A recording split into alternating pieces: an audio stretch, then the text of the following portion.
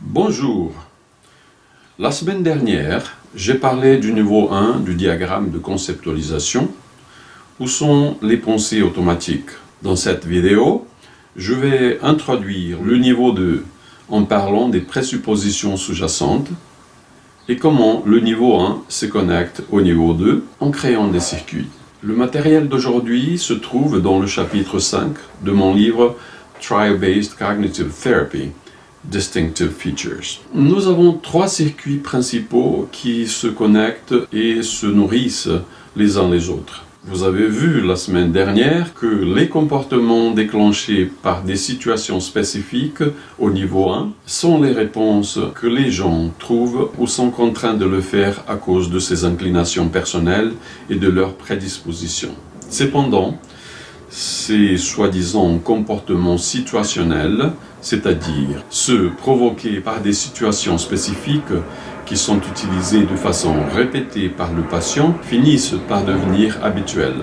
Ils sont ensuite progressivement transformés en stratégies automatiques d'adaptation, ce qui Tsiolkovsky appelle les comportements de recherche de sécurité ou simplement comportements de sécurité. Les comportements de sécurité, par exemple l'évitement, sont soutenus et maintenu par les suppositions sous-jacentes, les cognitions de second niveau qui cherchent à protéger la personne des réactions émotionnelles angoissantes ou des menaces générées par des situations spécifiques.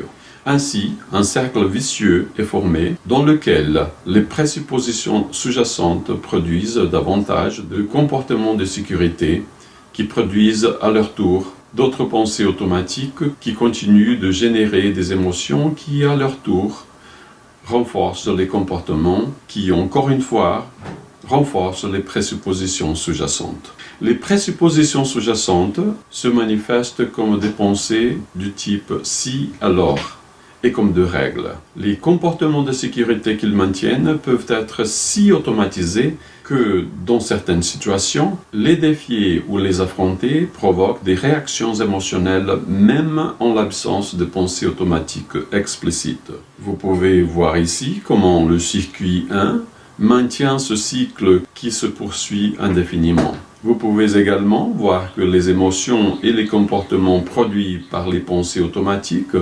génèrent d'autres pensées dans un mécanisme qui s'auto-perpétue.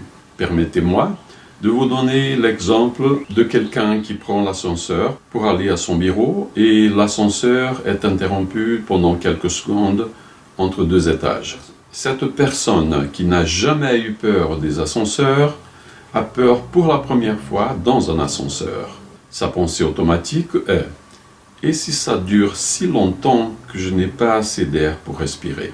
Mais ce qui se passe, c'est que l'ascenseur continue son mouvement et atteint le plancher désiré sans aucun problème. Le lendemain, cette personne décide de ne pas prendre l'ascenseur. Le problème ici est que peu à peu, elle devient convaincue que monter les escaliers jusqu'à l'étage de son travail est plus sûr et plus sain que l'ascenseur. Et ceci se généralise à la règle, prendre des ascenseurs est dangereux. Ici, la composante principale du circuit 2 est la présupposition sous-jacente. Si je prends l'ascenseur, alors je peux mourir suffoqué. Par conséquent, le comportement de sécurité se généralise progressivement à d'autres situations. Il arrive qu'en évitant les ascenseurs, on essaie d'empêcher l'activation d'une croyance centrale « je suis trop vulnérable ». Mais la stratégie se retourne contre elle, rendant la croyance centrale de plus en plus facilement activée dans des situations similaires.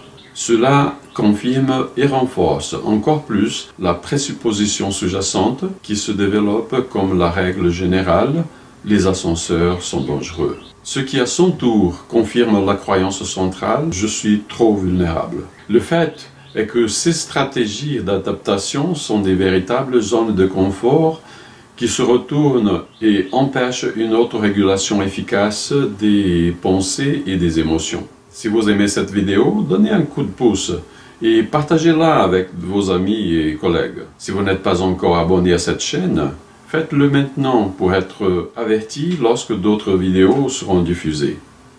À la semaine prochaine.